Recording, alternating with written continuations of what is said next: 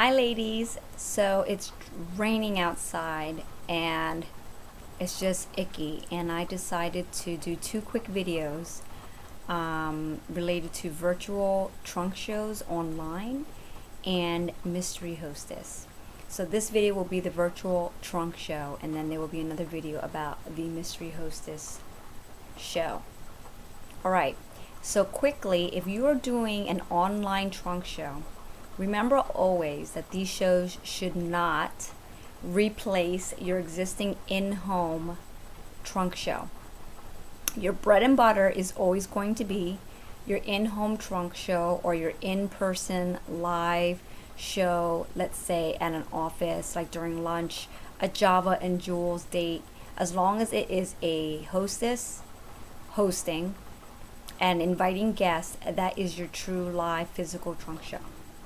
And then online shows, book shows, fundraisers, and events will be considered fillers or fluff shows that you add on to your existing business, to sprinkle and supplement what is the bread and butter. So don't, and if you are one of those that can only do them, then that's fine, but just know that if you ever want it to be more successful, or you're finding that you're not yielding the commissions or the income that you want from those shows, that would be why, because they are not the main focus that the company recommends that you do when you are, a style and dot stylist. All right, so in terms of the virtual online trunk show, there are some key takeaways that you need to know. If you are doing an in-home trunk show and you're offering the online presence as an add-on to that existing physical trunk show, then there are some things that you must do to make that successful. One is you need to set up that show and have a limited amount of invites on that show. So when we instruct our hostesses to invite 40 to 50 people to get about 10 people to come, you want that online show to reflect only that many invites. If it gets too big, people are assuming that the other people are going, and then they don't show up and they don't RSVP and they don't reply, and that's it. Because they're like, she doesn't care who comes, everybody's invited, so who cares? Okay? So if it's a physical show, she should be inviting everyone via Evite, email, text, person-to-person, paper invitation, or an actual physical phone conversation. That always tends to yield a better result for the hostess. So keep in mind, if you are having a true in-home trunk show and adding on the presence of the Facebook online event for that show, do not have it reflect more than 50 people for the invitation. Okay? And that being said, once that show takes place, let's say you had it scheduled for a Saturday, once you've done the show physically at the home or the location and you go home, you can then tell the hostess that we can open it up and invite her whole Facebook friends list to it at that point, because at that point it's strictly only an online show. Okay? So does that make sense? When you're doing an online only show, technically speaking, it really doesn't matter how many people are on there, because everybody knows it's virtual, that it's online only. So you can invite everybody and their mother and their sister on that. It's not going to be a big deal. So just to make sure that you guys understood that part. Now, moving forward, when you set up the Facebook online invite, it is good for you to have verbiage of like your group hello, which is how you introduce yourself to these people on the online community in that event. And you can, have a couple of them and save them to a Word document, and then just cut and paste them every time you create a show. And I also feel that it's great if you have great titles for the show, like Sassy Style with Stella and Dot, or Sangrias and Stella, or Sip and Shop with Stella and Dot, whatever it is, just to be kind of catchy. The second thing is, I always create the invite myself, and then I invite only the hostess, and I instruct that hostess to read through the description to make sure she's completely okay with everything that was worded there, how it looks, things like that. And then if she approves and you've gotten confirmation, then she should invite her friends list at that point. And as she's inviting people and they're joining and they're saying yes, they're going to join the event or whatnot, you should try to reach out and speak to those people directly. Like, say hello to them, comment on the actual event wall, or you can private message them and say, "Hi Becky, how are you? My name is Elise. I'm the Stella & Dot stylist. If you have any questions, feel free to ask me. I'm always here to help you out and help with your shopping, give you gifting ideas, whatnot." You can, and it's going to be repetitive, but that's what you have to do, because speak to the community as if you were physically in front of them in their space. Okay? And when you are doing this online show as well, you want to interact as much as possible. So it is a little bit more of a commitment, and you want to make sure that the hostess is active and engaged and interacting. So if you post something, she needs to comment on it. If she makes a post, you should comment on that. You're trying to rouse interest and interaction among all the guests that are in that event on that online community. And so if your hostess is not engaging, most likely her guests will not either, because they're like, she doesn't really care, she just opened this and whoever buys. You don't want that type of feel. You want it to be a service, a styling, a concierge. You want to let them know that you are there to help them out and get excited about it. Like, say, "Oh my god, you got to see this video, all the bags just got launched, check it out," and post a video.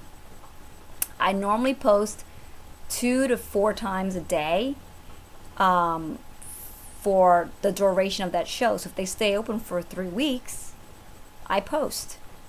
And sometimes, I'm literally cutting and pasting and posting the same thing on every single show.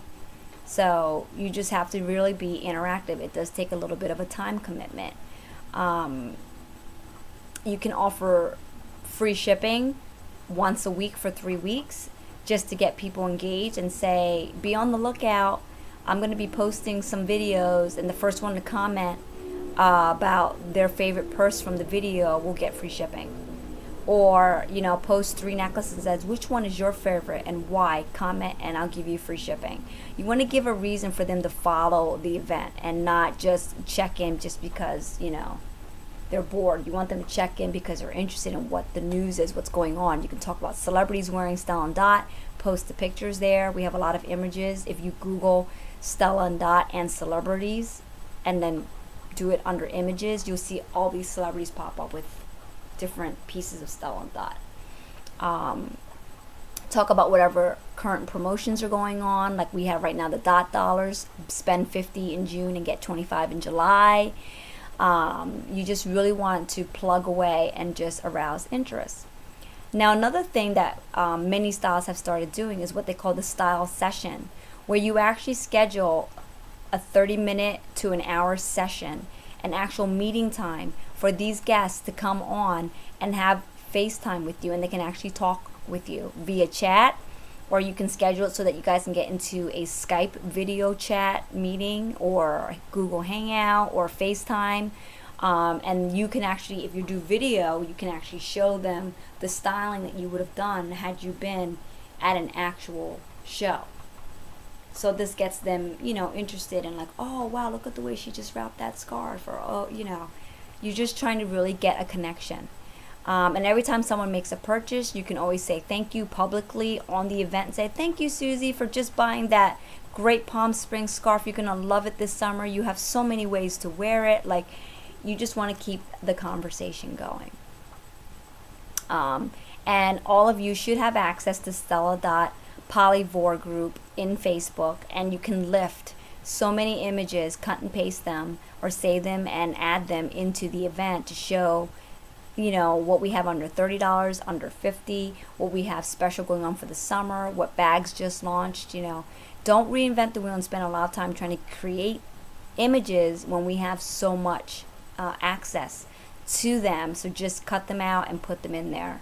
It makes it a lot easier. And then on YouTube, Stellan Dot channel has a lot of videos, and I always post at least one video a week about the bags, about the spring summer collection, about what's going on, just so they can see that we're really in tune with the trends and the style, as well as that we're a fun company to work for. Like I sometimes post the Harlem Shake video from Stellan Dot's corporate offices. They did a little competition between the UK office, the New York, and the San Francisco office, I think. And it was just funny, and I just thought, oh, this is cute, look at how much fun our company's having. And then I post the video, and that's pretty much like the gist of setting up the show. You can put a start and finish date, and also any of your trunk shows that you do, regardless if it's online or physical, they do stay open for 3 weeks from the date of the show.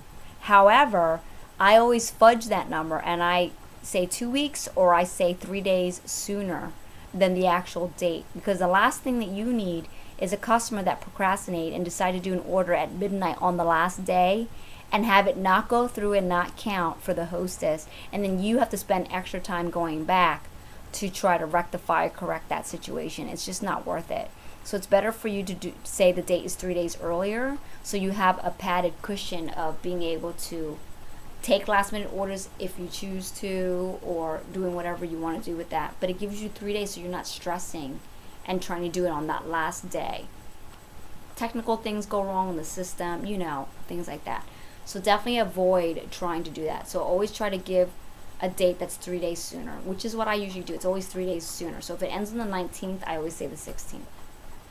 It's a habit I have now, because I just don't want to be stuck. You know, and they have 3 weeks to get orders. It's like, by now, if you haven't gotten the orders, you're probably not going to get them. So I always, you know, and I send reminders each week. Ladies, 1 more week until the show closes. What else did you get? Did you get that gift for your mom? Did you get that graduation gift? You know, you want to plug away and just kind of like let them know what the incentives are. Okay? So that's just like the overall gist of it. If you ladies need more details, please message me, you know, on our GEMS group, or you know, text me or email me, and I will try to answer those questions for you. I hope this video helped. Take care.